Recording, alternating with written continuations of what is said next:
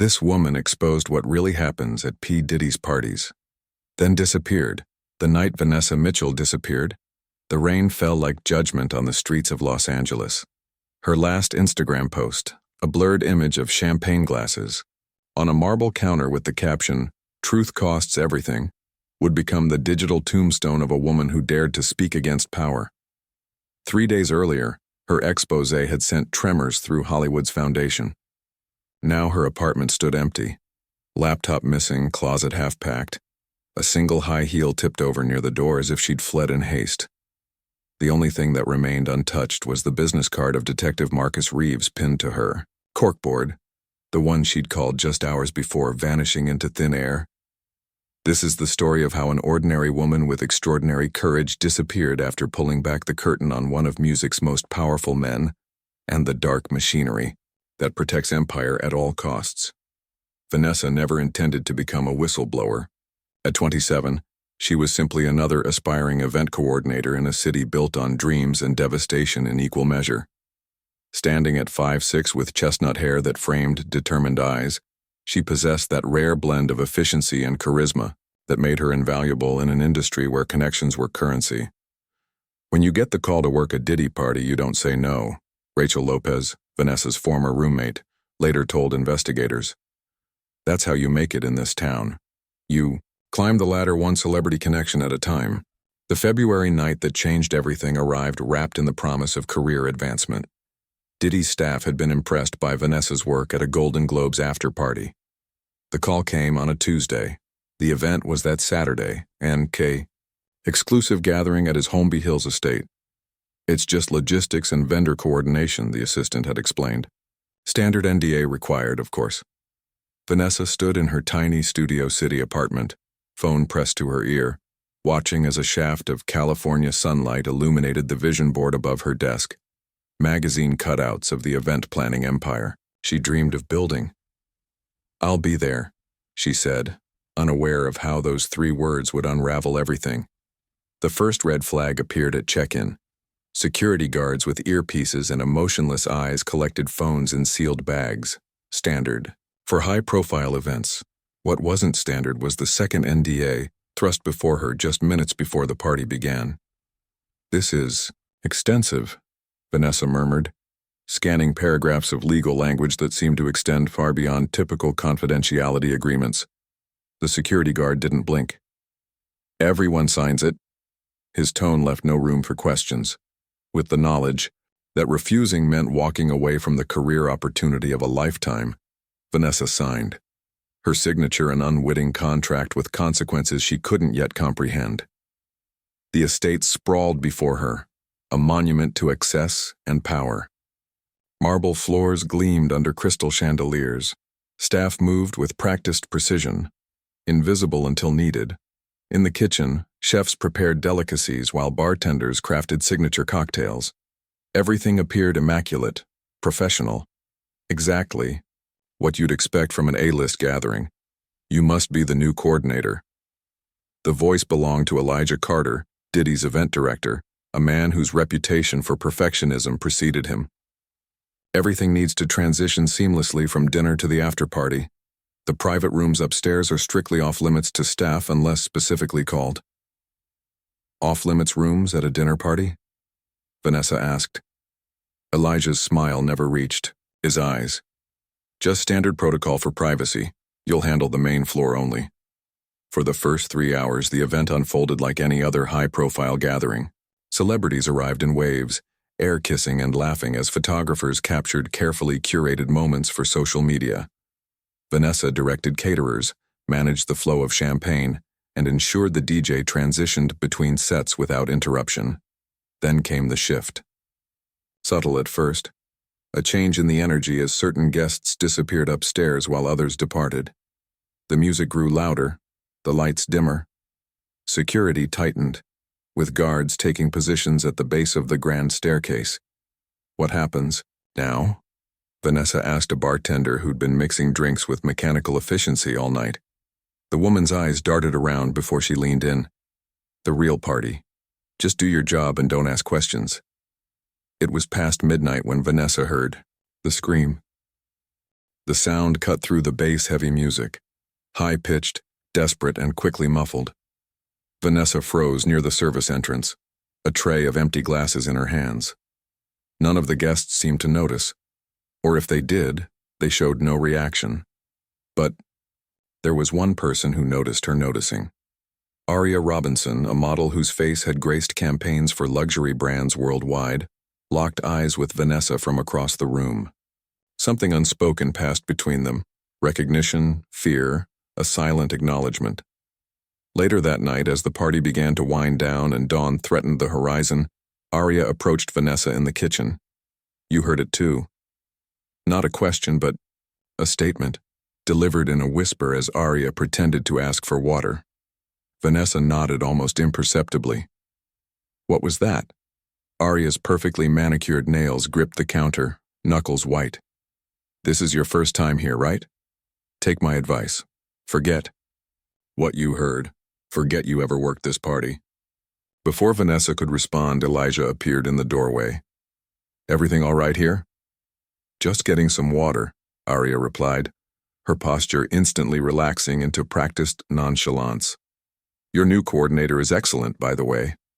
After Aria glided away, Elijah lingered. It's almost wrap time. Make sure all staff exits through the service entrance.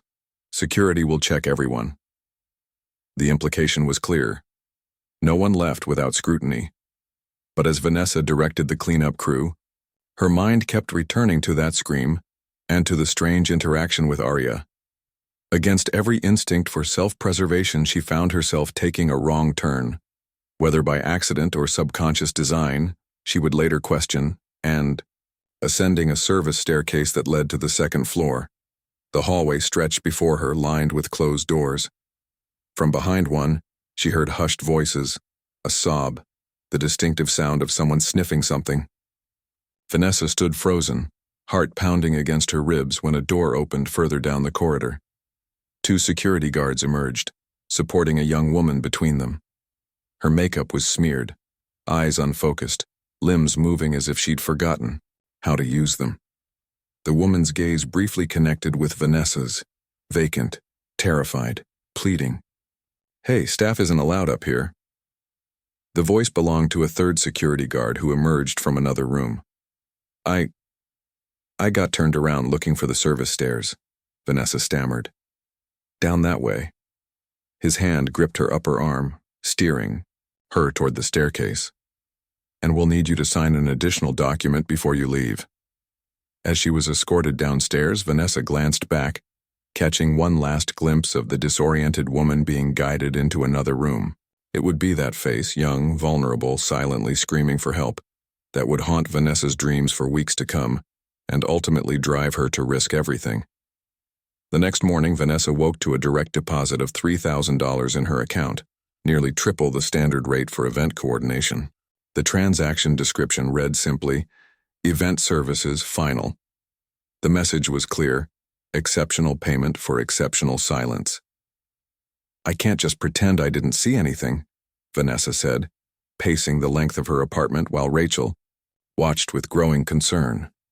2 weeks had passed since the party, but the images remained seared into Vanessa's mind. The vacant eyes of the young woman, the guards' practiced efficiency, the way guests studiously ignored the undercurrents of something sinister. What exactly are you going to do? Rachel asked. You signed multiple NDAs. He's one of the most powerful men in the industry. People who cross him don't just lose jobs, they lose careers. Vanessa stopped pacing, staring out the window at the Hollywood Hills in the distance. I keep thinking about what would have happened if that had been me, or you. That night marked the beginning of Vanessa's investigation. It started with careful inquiries, conversations with other event staff who'd worked Diddy's notorious parties, late-night deep dives into blind items on celebrity gossip sites, connecting scattered dots that began forming a disturbing pattern. Then came the breakthrough. A direct message on Instagram from a handle she didn't recognize. S33U, I was there that night. I was the girl on the stairs. We need to talk. The message led to a meeting at a quiet coffee shop in Burbank, far from the Industry's watching eyes. The young woman, who introduced herself only as Zoe, spoke in hushed tones about her experience. Drugged without consent, pressured into compromising situations, photographed in vulnerable states. There are dozens of us, Zoe explained, stirring her untouched coffee. Everyone's too scared to speak up because of who he is, what he could do, the NDAs, the implied threats. Why are you talking to me? Vanessa asked. Because you saw me. Because you looked concerned when nobody else even noticed. And because I found out you've been asking questions. Zoe slid a napkin across the table with a phone number scrawled on it. There's a detective. He's been building a case for months, gathering statements, evidence. He needs more witnesses. This was the moment, the crossroads where Vanessa's life split into before and after. She could walk away, preserve her career, maintain her safety. Or she could step into the void of uncertainty that speaking truth to power created. 3 days later, she sat across from Detective Marcus Reeves in an unmarked room at the Los Angeles Police Department. You understand the risks? Reeves asked, his weathered face betraying years of watching the powerful escape consequences. These aren't people who play by the rules. Vanessa nodded, thinking of Zoe's haunted eyes, of the other stories she'd uncovered in her research. Patterns of manipulation, exploitation and silence enforced through a mixture of legal intimidation and industry blackballing. I understand. But I can't unsee what I saw. What followed was weeks of careful documentation. Vanessa connected with 5 other women with similar stories. They formed an unofficial alliance, comparing experiences, gathering evidence, building a timeline of abuse stretching back years. Detective Reeves advised caution at every step, warning of the powerful forces that would mobilize against them. The system is designed to protect men like him, he explained during one of their meetings. Money buys influence, influence buys silence, and silence perpetuates the cycle. In early April, through encrypted communications and burner phones, the women made a decision. They would take their evidence public. Traditional media outlets seemed reluctant to touch the story. Too many advertising relationships at stake, too many legal concerns, so they turned to alternative platforms. Vanessa crafted a detailed account, careful to include only what could be corroborated, only what she had personally witnessed or had direct testimony about. The document included dates, locations, patterns of behavior, and anonymous statements from victims. No speculation, only facts, a damning constellation of evidence too specific to dismiss. The night before publication, Vanessa sat alone in her apartment, cursor hovering over the publish button. Her phone buzzed with a text from an unknown number. Reconsider your choices. Some stories aren't worth telling. Think about your future. She blocked the number, took a deep breath, and clicked. The exposé detonated like a bomb across social media. Within hours, Diddy Parties Exposed was trending nationwide. The carefully documented account, published simultaneously across multiple platforms under Vanessa's name with supporting anonymous testimonies, provided something previous allegations had lacked. Specific, credible details from an industry insider without a personal vendetta. The first 24 hours brought a tsunami of responses. Public outrage, media requests, celebrity statements, of shock and dismay from those who had attended the very parties described. Vanessa's social media accounts exploded with both support messages and threats. Her phone rang constantly with calls from unknown numbers. You've started something that can't be stopped, Detective Reeves told her during a brief, tense phone call. But you need to be careful now. These people have resources we can't imagine. The legal response came swiftly. A cease and desist letter arrived by courier the very next morning. 12 pages of legal language threatening ruinous consequences for defamation. This was followed by public statements from Diddy's representatives dismissing the allegations as fabrications from a disgruntled contractor seeking attention and promising swift legal action. But something unexpected happened. More women came forward. The initial exposé created a crack in the dam of silence, and through it poured years of suppressed experiences. Vanessa's email filled with messages, some with additional evidence, photos, videos, text exchanges. The story grew beyond her control, taking on momentum of its own. On day 3, mainstream media could no longer ignore the growing scandal. Cautious coverage began appearing, carefully framed as allegations, but nevertheless bringing the story to millions more viewers. Former employees spoke anonymously to reporters. Industry insiders acknowledged open secrets they'd kept for years. That's when the pressure intensified. First came the online smear campaign. Suddenly, dubious websites published exposés about Vanessa, digging into her past, twisting innocent photographs into suggestions of instability or opportunism. Fake accounts appeared, claiming to be former colleagues detailing her history of lies. Her personal information, address, phone number, even her parents' home address, was posted on forums. Then came the physical intimidation. A black SUV, with tinted windows parked outside her apartment building for hours at a time. She noticed men in suits following her on routine errands. Her apartment showed subtle signs of entry, items moved, computer left open when she was certain she'd closed it. "You need to relocate," Detective Reeves insisted during their last meeting. "This isn't paranoia. These are pressure tactics I've seen before." Vanessa moved into a hotel under a false name, using cash, leaving her phone behind to avoid tracking. From this anonymous room, she continued coordinating with the growing network of women coming forward, connecting them with legal resources, documenting each new piece of evidence. On the night she disappeared, Vanessa had agreed to meet with a woman claiming to have video evidence from one of the parties, footage that would irrefutably confirm key details of the allegations. The meeting was set for 9 p.m. at a public coffee shop in Santa Monica. Security footage later recovered by police showed Vanessa arriving, ordering a tea, and sitting at a corner table. At 9:17 p.m., she received a phone call that visibly agitated her. She immediately gathered her belongings and left without meeting anyone. The camera outside captured her walking briskly toward the parking garage. She never emerged from the other side. Her car was found the next morning, parked normally, in her designated spot at the hotel. Her room showed no signs of struggle. Key card records indicated she had entered at 10:03 p.m. But by morning she was gone, along with her laptop, phone, and a small bag of essentials.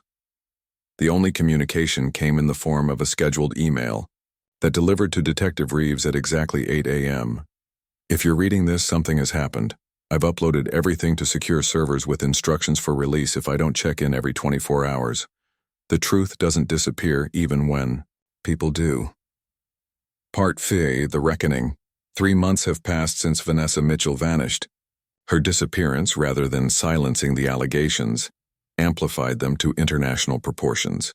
What might have eventually faded from public consciousness instead became a rallying cry with "Where is Vanessa?" trending regularly across platforms.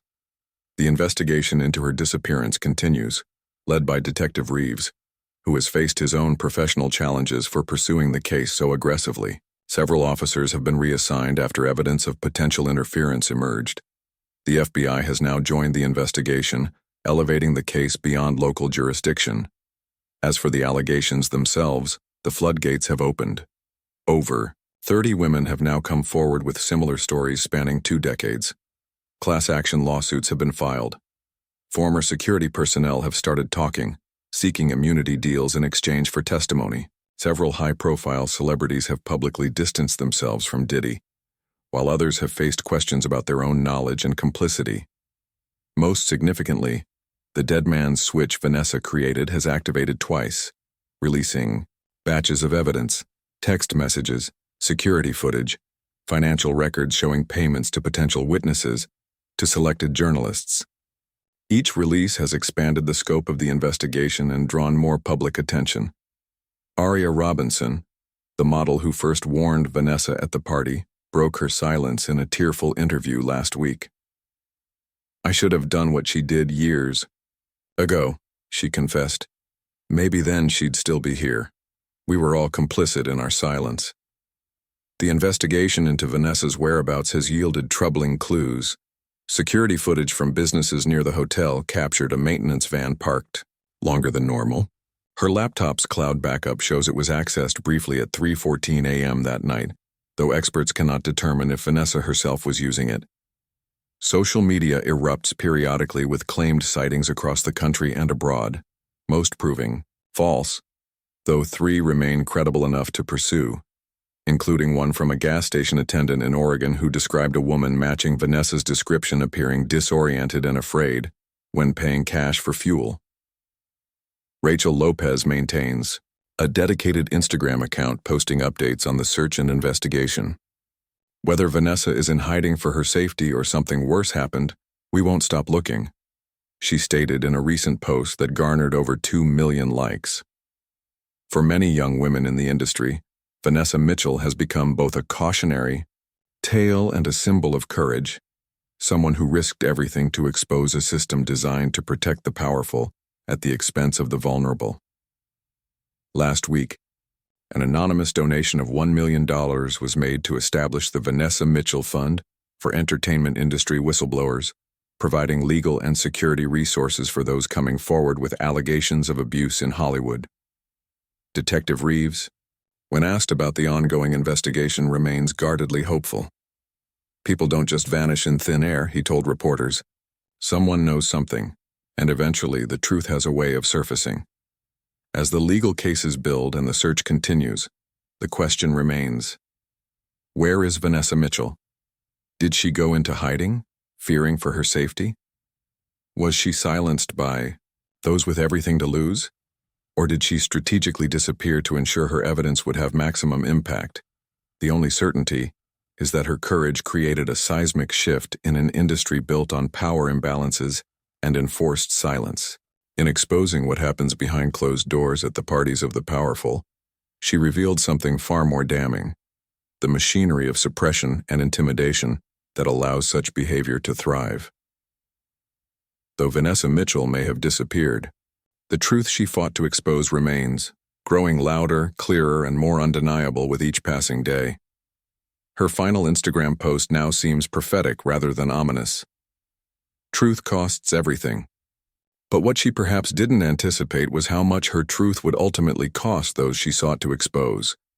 For those who knew her, one hope remains, that somewhere, perhaps watching these events unfold from a place of safety, Vanessa sees what her courage has accomplished. And for those still trapped in similar situations of power and exploitation, her story offers both warning and promise. Speaking truth to power carries tremendous risk, but silence carries an even greater cost. One, paid collectively by every victim who follows. If this story shocked you, subscribe because the next one is even more incredible.